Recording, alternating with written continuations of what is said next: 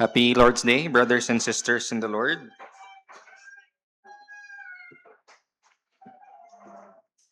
So just a brief comment on our scripture reading. Madalas kasi naaabuso yung passage na yon. Naging pula na yung buwan, darating ng Panginoon. So we saw in the text that we read that actually Joel chapter 2 was fulfilled when Christ came, died, rose again, and sent His Holy Spirit. So yung blood moon na yan, very important for us to actually study God's Word and to know the context para hindi tayo madaling matakot ng mga end times news na nababanggit. It has been fulfilled when Christ died, rose again, and sent His Spirit to His church. So this morning po, we will continue our series on the book of Jonah.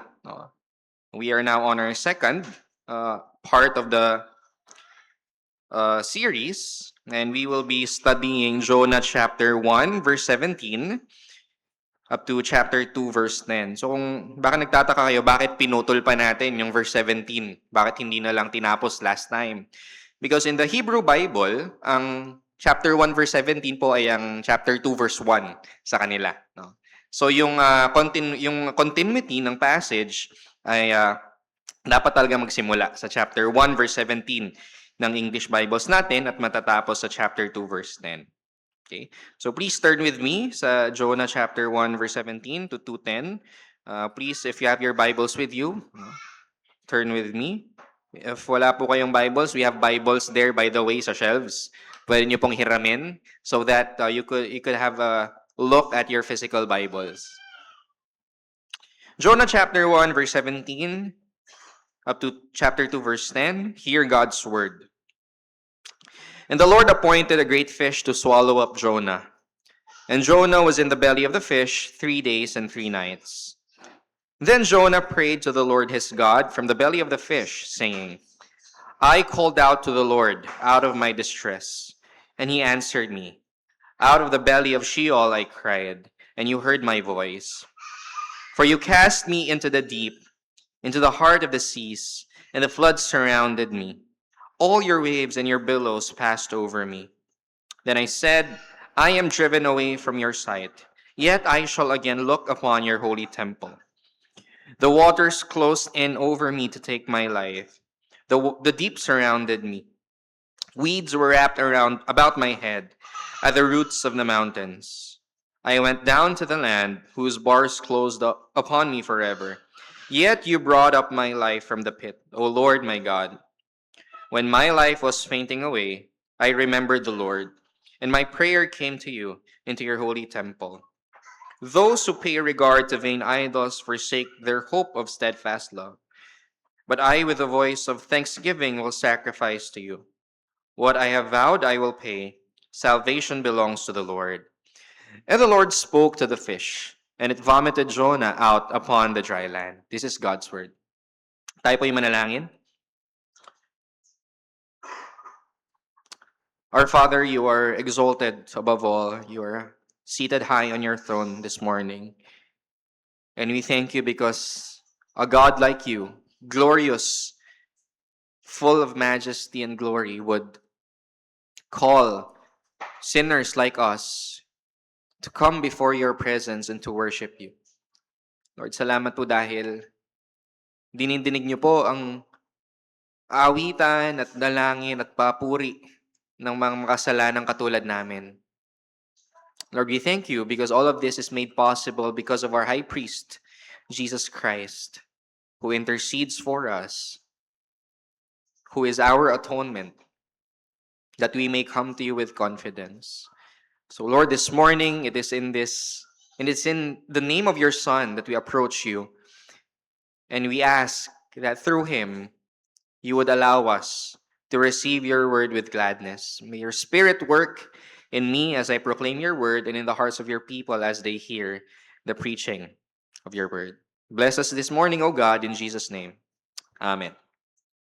So last week, nakita po natin ang pag-alis ni Jonah, pag-flee niya from the presence of the Lord. So merong misyon na binigay sa kanya ang Diyos. Mangaral ka sa Nineveh, but instead of obeying, he fled, lumaya siya. He fled from God's plan to proclaim the message of repentance.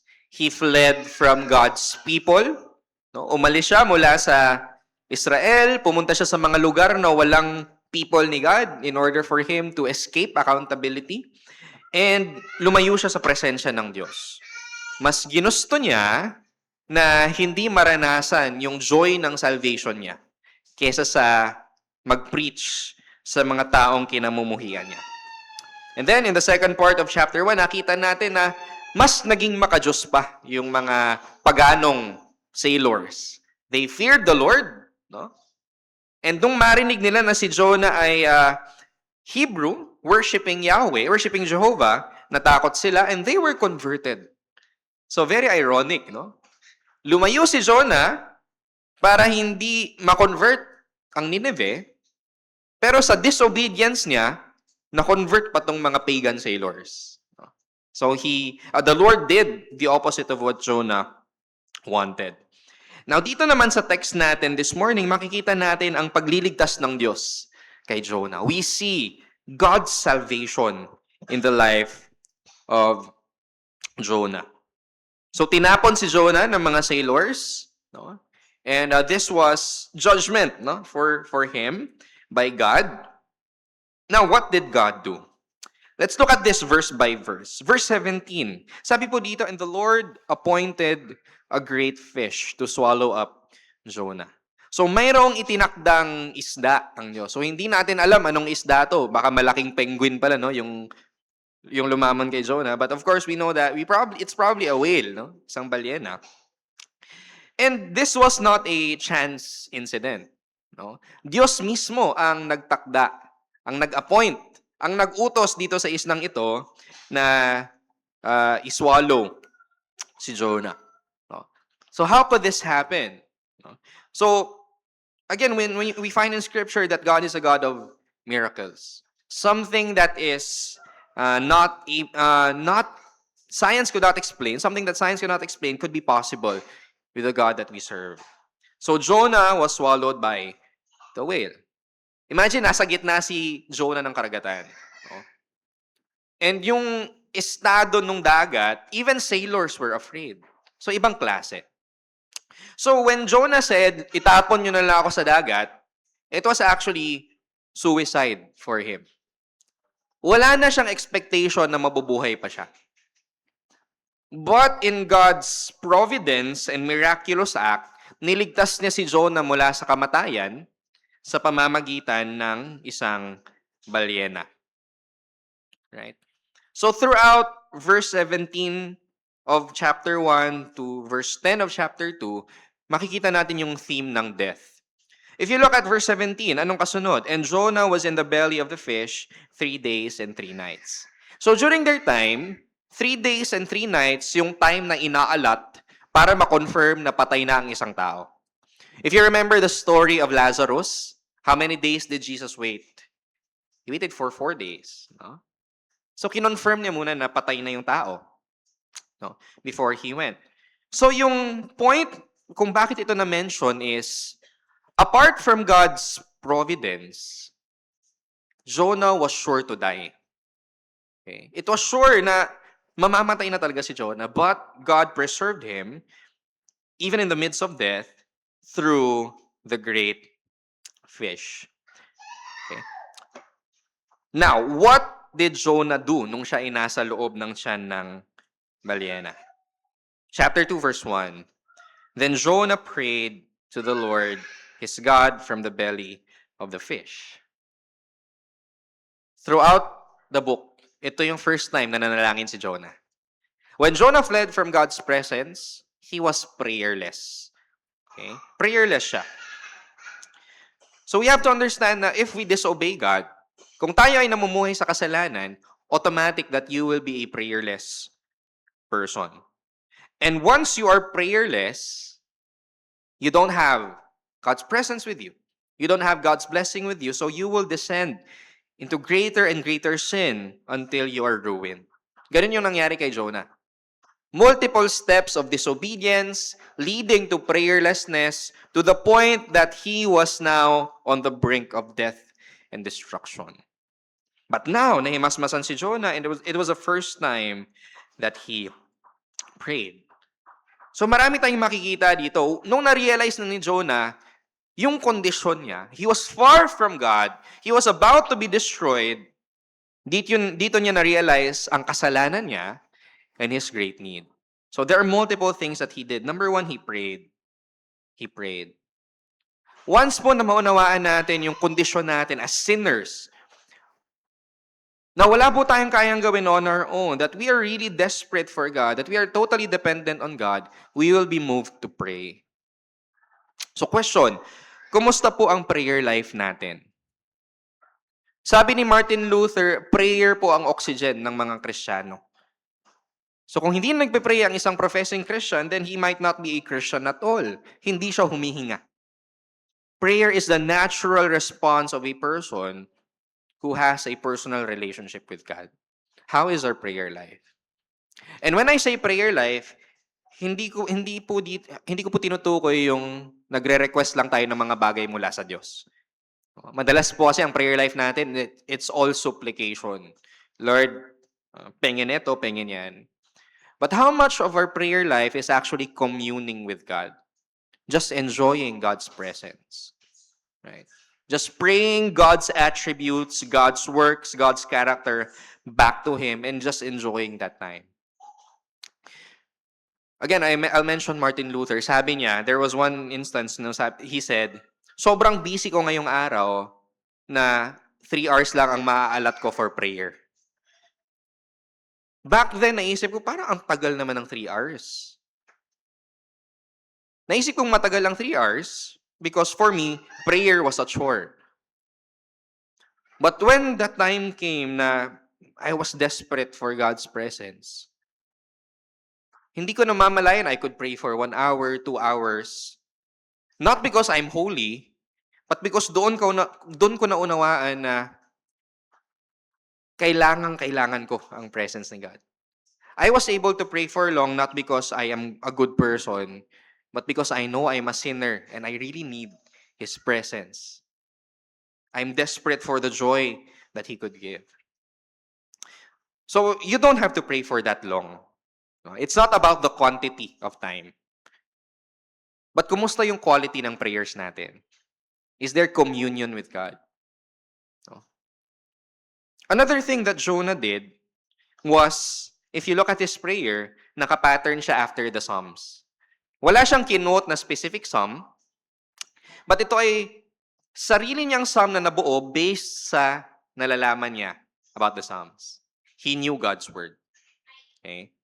Nung siya ay nasa isang desperate situation, he recited and remembered God's word. So, kumusta po ang ating Bible intake? And how do we respond to what we have read in prayer? No? So, it's not just prayer, but Bible-infused prayer. So, how do we know what to pray for and how to pray if we are not saturated with God's word? So, dapat ilubog natin ang sarili natin sa salita ng Diyos. Nang sa gayon, kilala natin ang Diyos na pinananalanginan natin at alam natin ang mga katagang isasambit natin sa kanyang presensya. We know His will, we know His promises, and so we are able to pray it back to Him. The old Puritans would use the term suing God in His courts. Para kang nagpa-file ng kaso, sinasabi mo, Lord, sinabi mo ito sa salita mo, I am claiming this. No. And we can only have that conviction if we know God's word. Alam natin yung prayers natin, we don't take verses out of context and claim it. But we know God's word and we know what to pray for. We know His will. That's why we are confident in approaching the throne of grace. Ito ang ginawa ni Jonah. He knew God's word. And God gave Jonah the words to pray in moments of despair and desperation. Ano pang makikita natin? So again, chapter 2 is naka-psalm format siya. So Jonah did not just pray God's words, but he prayerfully sung God's words. Ito ay isang awit na iniawit ni Jonah bilang panalangin na nakabase sa salita ng Diyos. Okay? Out of his despair and his clinging to hope. So question, kumusta po ang ating singing life? No? Christians are a singing people. God gives importance to singing. So much so na nag-inspire siya ng isang buong libro para sa pag-awit natin. And that's the book of Psalms. Christians are a singing people. Kumusta ang ating pag-awit sa Diyos? Kung hindi tayo umaawit sa Diyos, then it might be an indication na hindi tayo captivated ng grace ni God. Colossians 2, let the word of Christ dwell in you richly. At kapag napuno ka ng salita ni Kristo, anong outflow nito? Teaching and admonishing one another in psalms and hymns and spiritual songs. Dapat ang singing ay normal sa buhay ng isang mananampalataya. Okay? It's not something that you should be forced to do. But it should be a grateful outflow of your understanding and experience of God's grace. Sabi nga ng isang preacher, ang sign ng isang healthy church ay mayroong maiingay na bata at mga umaawit na mga lalaki. So bakit specific na lalaki? For women kasi, hindi awkward ang kumanta in public. For in general, no? You could sing. Pero for men, madalas kapag nasa church ka, nakatayo lang yung mga yan. Hindi kumakanta. No? Because it's awkward for them. But no, in Scripture, we see that men and women sing praises unto the Lord. Okay? So, Pastor, pero pangit boses ko eh. Ayokong makagulo sa worship service. Sabi naman ng Psalms, di ba, make a joyful noise. Hindi naman sinabing dapat maganda ang boses mo, kahit maingay. Kahit yung tunog ng boses mo parang umuungol na aso o sinasakal na bibe, sing unto the Lord. Because God has given you so much in Christ. And singing is just an outflow. Huwag mong isipin kung anong iniisip ng mga tao sa palibot. You're singing unto the Lord. At kapag nakarinig ka naman ng sintonado, huwag mo ding i-judge. No?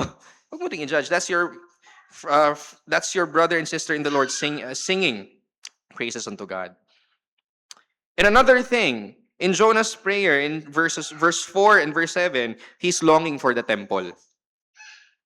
So bilang response ni Jonah, not only did he pray God's word, not only did he prayerfully sing God's word, but he desires to prayerfully sing God's word together with God's people again. Nawalay siya mula sa presensya ng kanyang mga kapatid sa Panginoon. At dahil doon, he descended into sin. But now, sabi niya, gusto kong bumalik. I shall again look upon your holy temple. So a response to understanding God's grace is to yearn for the fellowship of the church. Okay? Again, itong mga bagay na ito ay mga natural outflow ng isang puso na naranasan ang biyaya ng Diyos. If we're Christians who have been saved by grace, itong mga bagay na ito ay hindi dapat ipilit sa atin. To pray, to sing, to read God's word, to go to church, these are all natural response of thanksgiving to the God who saved us. Okay? Hindi tayo legalistic sa pagsunod, yes. But what we're saying is, obedience should be natural for us. We do it out of thankfulness and gratitude. Okay? So now let's look at verse 2. Sabi ni Jonah, I called out to the Lord out of my distress, and He answered me. Out of the belly of Sheol, I cried, and you heard my voice. So na-recognize na ni Jonah, I am in distress, I am in the belly of Sheol. So yung Sheol, it's the realm of the dead. Lugar ng mga patay. So sabi ni Jonah, nasa kalagitnaan na ako ng kamatayan. Nasa kadiliman ako. Wala na akong pag-asa. Wala akong kayang gawin para iligtas ang sarili ko. Kahit languyin ko itong dagat na ito, mapapagod lang ako, wala akong patutunguhan, mamamatay ako. But in that moment, he said, I called out to the Lord, and He answered me. Out of the belly of Sheol, and you heard my voice. Nagpapasalamat si Jonah dahil in the midst of judgment, Punishment ito ni Lord sa kanya, yet the Lord answered him. So makikita po natin dito na sa buhay natin, once nandun tayo sa lugar na tingin natin sa sarili natin self-sufficient tayo, nawawala na ang Diyos sa buhay natin, no? Wala na tayong seriousness and commitment to Him. Madalas what God does is tinutulak niya tayo sa corner, sa edge. Sinasagad niya tayo, nagpapadala siya ng kung ano-anong mga problema so that we understand that apart from Him, we really can do nothing. Ginigising tayo ng Diyos mula sa ating pagkatulog sa pamamagitan ng pagdisiplina sa atin. Just like Jonah. Nilagay ni God si Jonah sa isang lugar na talagang on his own he is hopeless. So that he will realize that God is all he needs. Ganun din po sa atin. There will be times in our lives when He will push us to the edge just so we could understand that we are nothing apart from Him. Verse 3, "For you cast me into the deep, into the heart of the seas, and the floods surrounded me, and all your waves and your billows passed over me." So 3 beses na mention yung you. So sinasabi ni Jonah dito, Lord, hindi aksidente itong mga waves na ito, hindi ito nagkataon lang, kayo ang nagpadala nito. This is from you. So na-recognize ni Jonah that it was God who orchestrated everything. Ikaw ang nagtapon sa akin sa dagat, O Diyos. Ikaw ang nagpadala nitong mga along ito. Sa inyo nanggaling ang lahat ng ito. So we learn from this that ang Diyos po ang may control over everything, even your suffering. Diyos ang dahilan kung bakit sa buhay natin nakakaranas tayo ng mga paghihirap at pagsubok. Okay? God is sovereign over your suffering. There are times in the life of a Christian na Diyos mismo ang magpapadala ng paghihirap at pagsubok. Just like in the life of Jonah. And that's something that you should understand. God is in control. So dapat maging sensitive tayo. Bakit ako nagkasakit ngayon? Bakit ako nagdurusa ngayon? Is it because there's something wrong in my life and God wants to teach me something?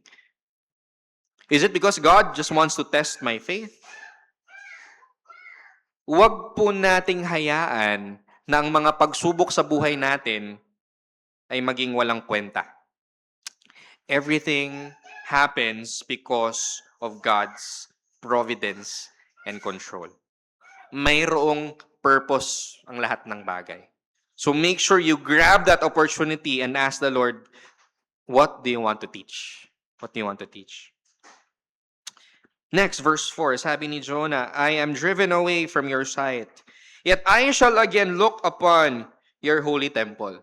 Remember, ang plano ni Jonah sa chapter 1, he wanted to flee from the presence of God. Tinakasan niya ang presensya ng Diyos. At nagtagumpay ba siya? In a sense, yes. Hindi niya nasunod yung plano na nakapag-biyahe siya ng malayo. Right? From his perspective, yes, nakalayo siya sa Diyos. No? And sabi niya sa verse 4, I am driven away from your sight. Ironic that he said this, I am driven away, passive tense. Di ba ikaw ang may dahilan kung bakit ka nalayo sa Diyos? Right? But still here, Jonah admitted, oo, tinry kong makatakas sa'yo, and Lord, nagtagumpay ako, pero ayoko sa sitwasyong ito. In this short statement, inaamin ni Jonah how stupid he was. Napakatanga ko, Lord. Naisip kong layuan ka. I am driven away from your sight. Yet in this statement of repentance, what does he say? Yet I shall again look upon your holy temple. Remember, the holy temple, during the Old Covenant, ito yung sign ng presensya ng Diyos with God's people. The temple was the place where God dwelt. No? Andun yung presensya ng Diyos. So Jonah was saying here, Lord, dati gusto kong lumayo sa presensya mo. Pero na-realize ko how stupid that is. So now I am yearning for your presence once again. And not only was the temple the place of God's presence, but ano ba ang ginagawa sa temple? Sacrifice. The temple was the place of sacrifice. So here, when Jonah said, I shall look again upon your holy temple, inaalala niya yung mga sacrifices, yung atonement na nangyayari sa temple. And he says, I yearn for that sacrifice. So nag-a-appeal si Jonah, Lord, I can only come into your presence to your temple because of the blood sacrifice that happens within. Lord, I pray that you apply that atonement to my sin. That's what Jonah was praying for. Lord, I pray that the blood of the sacrifice that points to your Messiah would cover my sin. Then verse 5. In verses 5 and verse 6, hindi lang ito physical description ng nangyayari sa kanya. But ginagamit ni Jonah yung imahe ng dagat to describe Sheol, or the place of the dead. The waters closed in over me to take my life. The deep surrounded me. So in the Old Testament, ang tubig po ay imahe ng galit ng Diyos, ng judgment, ng chaos. So here, Jonah wasn't just describing na nasa tubig ako ngayon, but he was saying, Lord, galit ka sa akin and I am about to die because of my sin. The seas are violent. You can't control it. At ganun din ang galit ng Diyos. It's violent, it's chaotic, at wala tayong kayang gawin para pigilan ang galit ng Diyos sa mga makasalanang katulad natin. And it said, weeds were wrapped about my head at the roots of the mountains. So where do you see weeds? Sa gitna ng dagat. Sa pinakailalim. So Jonah was describing, lubog na lubog ako sa kasalanan at sa galit ng Diyos. I went down to the land where bars closed upon me forever. Ang description ng Sheol is para siyang kulungan na may mga bars. At there's one way in and no way out. Hindi ka makakalabas. So dinidescribe ni Jonah yung pagkakakulong niya. Lord, wala akong kayang gawin sa sitwasyon ko. Physically, wala akong kayang gawin because all around me is water. And spiritually, Lord, I can't do anything because I know I have sinned and you are angry. Jonah was put in a place kung saan naunawaan niya talaga how big his sin was and how angry God is towards him because of his sin. Yet what does Jonah say sa end ng chapter 6? Yet you brought up my life from the pit. O Lord, my God. This is resurrection language. There are scholars who would say na talagang namatay si Jonah sa loob ng belly ng fish. Because it's impossible to live inside the belly of the fish. No?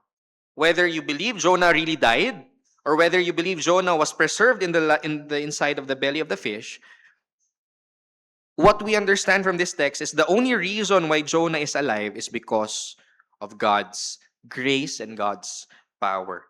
Ang dahilan kung bakit nabuhay si Jonah is because, verse 6, God brought up his life from the pit.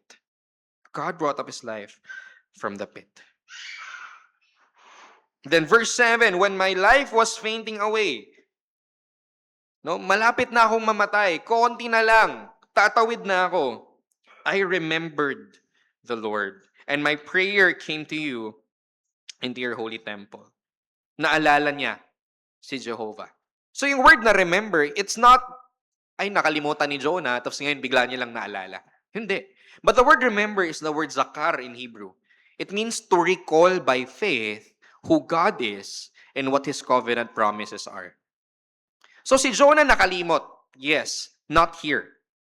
Alam niya ang doktrina niya, alam niya ang katotohanan, alam niya ang mga pangako ng Diyos. But as we all do, we forget here. Ang puso natin ang nakakalimot. Right? Bakit nakakalimot ang puso? Because in certain moments ng buhay natin, mas nadadala ang puso natin ng mga kasalanan na ipinipresenta ng mundo. Mas gusto natin ang mga bagay nito kaysa sa Diyos. That is why throughout the Bible, the word remember is important. To remember, to recall by faith who God is in His promises. Nang sa gayon, mapuno ang puso't isipan natin ng mga katotohanan from God's Word para mawalan ng puwang ang kasalanan sa buhay natin. It was in this moment that Jonah remembered. In his sin and judgment, Lord, I recall by faith that this is who you are and that you promised to preserve your people. So Lord, ngayong nandito ako sa sitwasyong ito, I am appealing not to my goodness, but to your character bilang isang Diyos na maawain at mapagpatawad. Lord, be with me. So yung prayer ni Jonah hindi nanggagaling sa isang pusong, Lord, mabait ako kaya sagutin mo ang prayer ko. No. He was saying, Lord, alam ko na sa sarili ko, because of who I am and what I have done, wala po akong karapatan na manalangin sa inyo. Pero Lord, nananalangin ako hindi dahil sa kung sino ako, but dahil sa kung sino kayo. Because you are gracious, you are powerful, you are merciful. Kaya dinggin niyo ako. And what does verse 7 say? And my prayer came to you into your holy temple. God answered Jonah's prayer. Again, yung prayer ni Jonah ay tinugon hindi dahil siya ay mabuting tao. It's not even because of his repentance, but because he prayed to a God who is gracious and keeps his covenant. Verse 8 and 9. Those who pay regard to vain idols forsake their hope of steadfast love. But I, with the voice of thanksgiving, will sacrifice to you. What I have vowed, I will pay. So, kinokontrast ni Jonah yung sarili niya sa mga pagans. Pagans believe na sa pamamagitan ng kanilang pagsamba at pagsunod at pag-alay sa kanilang mga Diyos-Diyosan, ay ililigtas sila ng Diyos. But, ironically, sabi ni Jonah, the more that you work for your salvation, the more you forsake your hope of steadfast love. The more na sa tingin mo ikaw ang magliligtas sa sarili mo, the more na mas malalayo ka sa presensya ng Diyos. But in contrast, what does Jonah say? Salvation belongs to the Lord. Hindi nakasalalay sa atin ang kaligtasan because in the case of Jonah, wala po talaga siyang kayang gawin para iligtas ang sarili niya. He was all alone in darkness at the bottom of the sea. Ang tanging magliligtas sa kanya is Jehovah, the Lord. Not him, but only God. And in verse 9, he promises, with a voice of thanksgiving, I will sacrifice to you, I will vow. What I have vowed, I will pay. Hindi nakikipag-bargain si Jonah dito. He's not making an agreement. Lord, pag niligtas mo ako, gagawin ko ito. That's not what Jonah is doing. But rather, sigurado si Jonah that the Lord will save him. And as a response, Lord, to the salvation that you will give me, this is what I would do. But anong salvation ba ang na-receive ni Jonah dito? If you read throughout chapter 2, makikita ba natin that Jonah prayed na siya ay mabuhay? Nag-pray ba si Jonah na, Lord, alisin mo ako sa belly ng fish? Nowhere do we see Jonah pray for physical salvation. But ano yung longing ni Jonah dito? Again, twice he mentioned the holy temple. Ibig sabihin, ang concern ni Jonah dito, Lord, kahit na ako ay hindi mo iligtas from physical death, may I be in your presence. May your presence be with me. Jonah longed for God's presence above all. It was as if Jonah was saying, Lord, wala akong pakialam kung mamatay ako. Because what's important to me is that you are with me. Your presence above all. Sabi ni Richard Phillips, this is the sign that we are restored to faith. That so long as we know the Lord's favor, we no longer need to be delivered from our trials. Ang isang taong nananampalataya ng tunay, yes, he or she wants to be delivered from his problems. Pero more than that, His prayer is, Lord, kahit na hindi mo naalisin tong pagsubok na ito or problema na ito, as long as throughout this trial, alam kong kasama ko kayo. I want your presence above all. Lord, kahit na hindi mo na ako pagalingin sa cancer ko. Lord, kahit na hindi na ako maahon mula sa kahirapan. Lord, kahit na buong buhay ko, I will experience physical suffering, emotional suffering, then Lord, as long as your presence is with me, I'm okay. Ganun ang prayer ni Jonah. Does that reflect our prayer lives? Or do we always expect that the Lord will follow our will? Na anumang discomfort sa buhay natin, Lord, dapat maalis ito. But throughout Scripture, we see that God does not always take away suffering from His people. But rather, for the most part, suffering is ordained. It's not a bug, but a feature in the Christian life. Take the Apostle Paul, for example. 2 Corinthians chapter 12. Mayroon siyang thorn in the flesh. Na ilang beses niya nang pinanalangin sa Diyos na alisin, but the Lord never took it away. So that Paul will learn that in his weakness, he can find strength in the grace of God alone. The same thing is true with us. May we, like Jonah, pray more than physical deliverance from any problem. May we pray for the presence of God in our lives. For that assurance and confidence and that joy within na anuman na mangyari, Lord, kasama ko kayo. At alam ko hindi niyo ako papabayaan. And then in chapter 2, verse 10, and the Lord spoke to the fish, and it vomited Jonah out upon the dry land. Again, by God's providence and power, Jonah was quote-unquote resurrected from the dead. Kung tutuusin, patay na dapat talaga siya. He was in the middle of the ocean with no one and nowhere to turn to. The Lord sent the fish to preserve him, and now the Lord spoke to the fish, and Jonah was back into dry land. But still, alam natin na God was still displeased because the word used was the word vomit, isinuka. It was unpleasant. And remember, yung mga big fish, hindi siya makakapunta sa tabing dagat. Mayroon siyang hangganan. So imagine how the fish vomited Jonah. Siguro yung padurang malayo na parang catapult.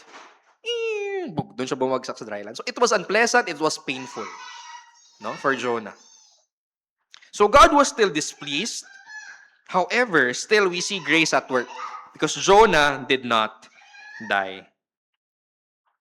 God graciously delivers Jonah from death and gives him another chance na sundin ang utos ng Diyos sa kanya. Now, what do we learn from this? Ano pong matututunan natin from this passage? First, bilang mga anak ng Diyos, if we are believers, dapat sensitive po tayo sa pagdidisiplina ng Diyos sa atin. We must be sensitive to the Lord's discipline and dealing. Si Jonah aware siya. Sabi niya nga, di ba, sa verse 3 ng chapter 2, kayo ang nagtapon sa akin sa dagat, ang mga alon ay galing sa inyo. He was aware na ang dahilan kung bakit siya nasa dagat ay dahil sa kanyang kasalanan. So dapat sensitive tayo. Anytime something happens in our lives, it's always an occasion for us na makapag-reflect sa mga buhay natin. Okay? Bakit ito pinadala ni Lord sa buhay ko? Is there something I need to repent of? Naging relax na lang ba ako sa aking Christian life? Okay. Do I presume upon God's grace? Ang buhay ko ba ay puno ng compromise and compromise and compromise? Ginagawa ko ba ang mga bagay na hindi nais ng Diyos? Or, yung mga inuutos ng Diyos sa akin, hindi ko ba ginagawa? Ine-excuse ko na lang lagi ang sarili ko. And that's why these problems come into my life. That is why the Lord allowed sickness to come into my life and my family's life. Every problem, every uncomfortable situation is an occasion po para sa atin na mag-reflect. And once we discern that this is God's hand of discipline, dapat po tayong makinig sa Diyos. Dapat tayong bumalik sa Kanya, panghawakan ang Kanyang mga pangako, at tumakbo sa Kanya sa pananalangin. When we feel na tayo ay dinidisiplina ng Diyos, what we must do is, hindi natin itatry na, Lord, babawi ako sa iyo. Then we do all the right things. We obey Him. So that we win back God's love. Hindi rin dapat natin gawin na, Lord, nagkasala na ako, so we run away from Him kasi nakakahiya. No. We don't run away from Him because of our sin, at hindi rin tayo dapat bumawi by our good works, thinking na sa pamamagitan ng mabubuting gawa natin, magiging maamo ang Diyos sa atin. No. But what God calls us to do is to simply return to Him in faith and trust. To simply return to Him. Embrace the faith that you once held to. Because the Bible tells us that the Lord delights in His people. He desires to be with us. That's why God disciplines us. Hindi para wasakin tayo, kundi para manumbalik tayo sa Kanya, and so that we will experience fellowship with Him once again. He delights in us and He wants us to return to Him. If you read the book of Song of Solomon, it's not actually just about a husband and wife. It's about the love and delight that Christ has for His church. Kung papaanong mahal ng groom ang kanyang bride sa Song of Solomon, ganun din ang tindi ng pag-ibig ng Diyos sa kanyang mga hinirang. The Lord delights in us. The reason for discipline is still love. Para manumbalik ka sa Kanya, so that He could love you to the full and you could respond to Him in love as well. So, dear friend, do you experience this? When was the last time na naranasan nyo ang pagdidisiplina ng Diyos? When was the last time na naranasan nyo yung sweet repentance and restoration that the Lord has given you when you run back to Him after you sinned? Kung hindi nyo nararanasan, if you don't feel the hand of the Father's discipline, if you don't experience the conviction of the Spirit, if you are not moved to repentance by the love of Jesus, it could be one, you are spiritually sleeping, nanlalamig ka na, and you must run back to God immediately. You might be a true believer, but nanlalamig ka, you are in a dangerous situation. You must return to Christ. Or kung talagang hindi mo naranasan yon, dinisiplina ka ng Ama, na-convict ka ng banal na Espiritu, na nung mineditate mo ang pag-ibig ni Jesus, you are moved to repentance of sin, it might be that you are not God's child. You are not indwelt by the Spirit, and you have not received the salvation of Jesus Christ because you don't experience God's work in your life. So how are you this morning? Nanlalamig ka ba? O baka hindi ka tunay na mananampalataya? You must return to the Lord. It might seem like everything is okay, kahit na namumuhay ka sa kasalanan. Why is that? Okay lang naman ang buhay. Actually, parang mas blessed pa nga ako ngayon, Pastor, kahit na wala naman ako masyadong ginagawa. That's a dangerous spot to be in. Dahil baka pinapataba ka na lang ni Lord for the day of judgment. Feeding you with all the worldly things so that when judgment day comes, your mouth is shut up. You cannot say anything. But I am guilty. How are you today spiritually? Second thing that we observe, even in the midst of God's discipline, kahit na dinidisiplina ng Diyos si Jonah, God's presence was still with him. Hindi na-realize ni Jonah yon dahil tinakpan ng kanyang kasalanan ang mukha ng Diyos. He felt that God was away from him. Ganun din po sa atin. Once we live in sin, we will feel that God's presence is not with us. But in reality, God's presence remained with Jonah. How do we know this? Sino ang nag-orchestrate ng lahat? God was the one who cast Jonah into the sea. God was the one who appointed the fish to swallow him. So makikita po natin na ang presensya ng Diyos was still with his disobedient prophet. Yes, he was a disobedient prophet, but Jonah was God's disobedient prophet. Jonah chapter 2 verse 1, he cried out to the Lord his God. Personal, possessive. The Lord his God. So, yung fatherly displeasure ng Diyos towards us when we sin ay hindi po sign ng kanyang pag-abandona. Okay? When God is displeased, kapag galit ang Ama sa atin, hindi po ibig sabihin nun na inaabandona na tayo ng Diyos. But rather, ang kanyang galit sa kanyang mga anak is a sign of His love. Because He does not want us to be comfortable in our sin, because sin will lead to our destruction. Ang discomfort na nararanasan natin when we suffer because of the consequence of our sin, ay hindi po yan meant na wasakin tayo to destroy us. But rather, God wants us to feel discomfort in our sin nang sa gayon He might bring us back into restoration. And this is grace. God's discipline is a grace. Kapag pinahayaan lang tayo ng Diyos na magkasala, hindi niya tayo mahal. But because of His love, He disciplines us. Imagine you, the same God that we have offended, who is now angry with us, is the same God who is present with us, even as we suffer the consequences of our sins. So when God punishes us, the grace here is this. Hindi niya tayo iniiwanang mag-isa to suffer the consequence of our sins. Throughout our suffering, the presence of God is still with us, enabling us, sustaining us, and leading us to repentance. Just like in Jonah. The presence of God was still there. However, hindi komportable na tumira ng 3 araw sa tiyan ng isang isda.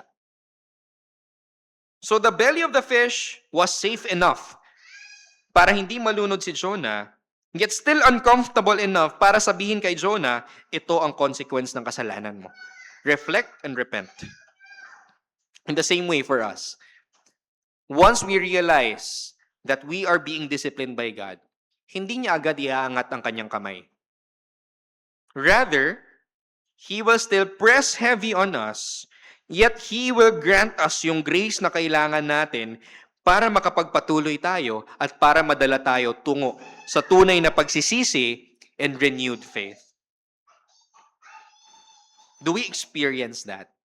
Grateful ba tayo kay Lord whenever He disciplines us? Again, discipline is not a sign of abandonment, but God's fatherly love. And then thirdly, as believers, we will never be perfect.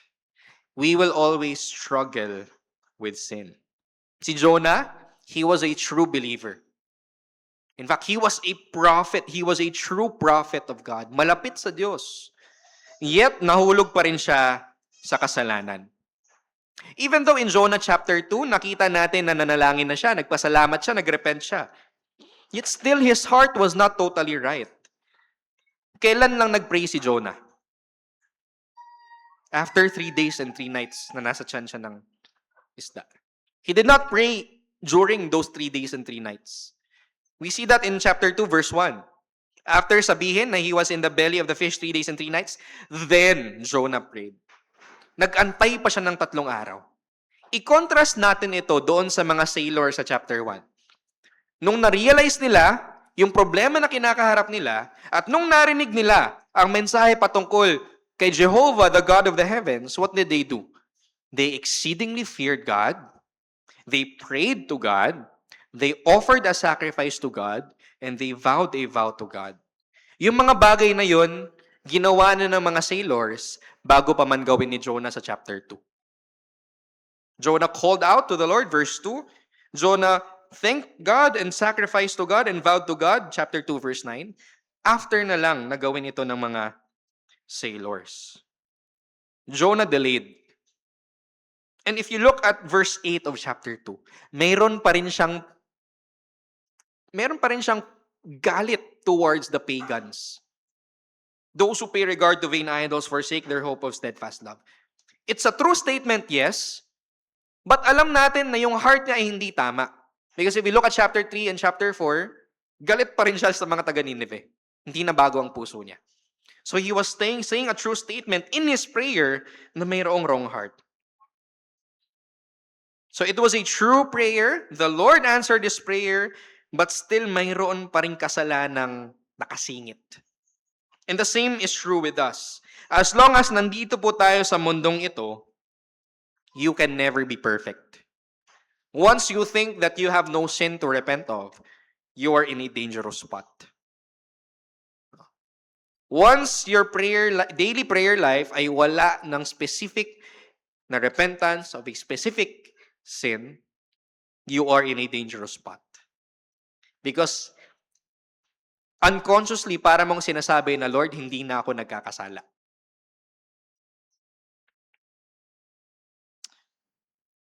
So in Scripture, we see na ang command ni God sa atin is complete obedience. Sabi niya sa 1 Peter 1:16, be holy for I am holy. Matthew 5 verse 48, be perfect as your heavenly Father is perfect. We must aim for complete and perfect obedience nang walang excuses. Tao lang ako, nagkakasala ako. No, you are a Christian and you must obey God completely with no excuses.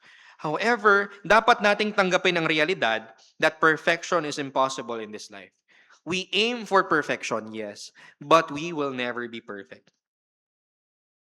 Therefore, ang mga prayers po natin araw-araw ay hindi dapat katulad ng mga Pariseo sa Luke chapter 18. If you remember the story, sabi ng mga Pharisees, Lord, salamat kasi hindi ako katulad nitong mga taong ito.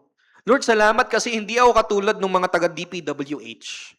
Lord, salamat dahil hindi ako katulad ng mga kurakot. Kung kukumpara sa kanila, Lord, mas mabuti naman akong tao. So, Lord, bless me. Our prayer should not be like that. Rather, sa buong buhay po natin, our prayer should be like the tax collector in Luke chapter 18. The only thing that he said was, God, be merciful to me, a sinner. That is the prayer of a heart that has been changed. And anong sabi ni Jesus sa Luke 18? The tax collector went home justified. He was more righteous than those religious people who thought they were better than others. Again, if you have no sin to confess daily, then hindi nyo pa po nauunawaan kung gaano kabigat ang kasalanan ninyo sa harap ng Diyos. And you are not aware of the sin that is still at work in your heart. Sa buhay po natin sa mundong ito, we will never stop praying for forgiveness because we sin daily. We will never stop needing the mercy of God because we depend on it daily. But this is the good news. God's mercies are new every morning. Hindi mawawalan ng habag ang Diyos sa atin. He will never run out of mercy for His repentant children. Every day is a day of continuous repentance and renewal. Yes, araw-araw natin dapat maranasan yung sorrow for the greatness of our sin. But praise God, because araw-araw din tayong binibigyan ng pribilehiyo ng Diyos na maranasan ang joy ng ating kaligtasan. The Christian life is not a life of sadness and grief, but of joy, comfort, and hope based on the finished work of Jesus Christ. I hope that this is true in our lives. And fourth and last, salvation belongs to the Lord. Sabi ni Jonah in verse 9, salvation belongs to the Lord. Kung tutuusin, pwede nang abandonahin ng Diyos si Jonah for such a great sin. Nilapastangan niya ang Diyos na tumawag sa kanya. Yet, in God's mercy and grace, niligtas ng Diyos si Jonah. Throughout the chapter, wala pong na-contribute si Jonah sa kanyang kaligtasan. His only contribution was his sin and rebellion that made salvation necessary. At kung titingnan natin dito sa chapter 2, hindi sinabi na Diyos, Jonah, ito ang daan tungo sa kaligtasan mo. Ngayon, bahala ka na kung anong gagawin mo. Magre-respond ka ba kung gusto mo ma-save or i-reject mo ang grace ko? That's not what God did. He did not make a way and wait for Jonah to respond. Hindi siya gumawa lang ng daan tungo sa kaligtasan at inantay si Jonah kung tutugon ba siya. No, God saved Jonah completely apart from his will. Apart from the will of Jonah. The same is true with us. Hindi po obligado ang Diyos na iligtas tayo. Wala pong utang ang Diyos sa atin dahil sa kabaitan natin. Hindi po, again, hindi nga dahil sa pananampalataya natin ang kaligtasan natin. We're not saved because of our faith. It's not your faith that saves you. Ang pananampalataya mo ay hindi 'yon ang nagligtas sa inyo. But rather, the reason why we are saved is because God graciously established the covenant of grace. It is siya ang gumawa ng daan para maligtas tayo mula sa ating mga kasalanan sa pamamagitan ng pagbigay ng pananampalataya sa atin. Your faith is not even yours to begin with. Your response to the gospel is not because of your free will. You don't have free will when it comes to salvation. Wala kang free will pagdating sa kaligtasan mo because you are a sinner. Romans chapter 3, walang nakakaintindi, walang naghahanap sa Diyos. But praise God, Ephesians chapter 2, for by grace you are saved through faith. This is not of your own doing, this is the gift of God, not of works so that no one will boast. The grace of God, the salvation of God, the faith that you have is a gift na binigay sa inyo ng Diyos. Kung hindi tayo niligtas ng Diyos, He would remain the loving and just God. If He sent us to hell, He would still be the loving and just God. Hindi siya required na iligtas tayo, but He did it out of His own initiative. Before the creation and the foundation of the world, God chose you to become His child. He sent His Son to die for His elect. And He sent the Spirit to give them faith and spiritual life. And this is the gospel. Friends, from first to finish, salvation belongs to the Lord. Wala kang parte dun. Kahit ang pananampalataya mo ay bigay kaloob sa inyo ng Diyos na nagmahal sa inyo. Salvation belongs to the Lord. Let me end with this. No? Ultimately, this history, hindi ito story lang, this is history that really happened. This points to Jesus. Sabi ni Jesus, Matthew 12:40, tulad ng nangyari kay Jonah nung siya'y nasa tiyan ng isda ng 3 araw at 3 gabi, ganon din ang mangyayari sa anak ng Diyos. 3 days and 3 nights. Will he be in the grave and he will rise again. So si Jonah, siya itinapon sa dagat bilang parusa sa kanyang hindi pagsunod. Pero nag-appoint ang Diyos ng weird na paraan para iligtas siya. Through the fish. But si Jesus Christ, He died and He was brought to the realm of the dead, hindi bilang parusa sa kanyang mga kasalanan, but bilang parusa sa ating mga kasalanan. Jonah went down and down and down until he was swallowed by the fish. But Jesus came down to earth.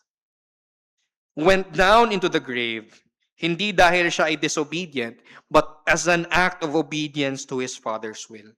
Jesus is the greater Jonah, who took away our sins and cast them into the sea of forgetfulness. Jesus is the greater Jonah who was cast into the waters of God's wrath. Jesus is the greater Jonah who was sealed in the heart of the earth for 3 days and 3 nights, yet rose gloriously on that blessed Sunday to redeem us from our sin, to redeem us from the destruction that we could have poured out onto ourselves, to redeem us from the darkness of the depths of hell. Jesus is your greater Jonah, who saved you from your sins, and who now calls you to live out the resurrection life that He now imparts onto you. We are called the body of Christ. We are given the Spirit of Christ in order for us to live out our task, like Jonah, to proclaim the gospel to all nations, to make disciples, and to bring them into the ark of salvation, who is Jesus Christ. I hope and pray that this message has been a blessing to you. May we believe and live out the will of God that we have heard this morning. Shall we pray? Lord, bless the word that was preached, convict hearts this morning, transform lives, and I pray that no one will go out of this room without receiving the blessing of your word.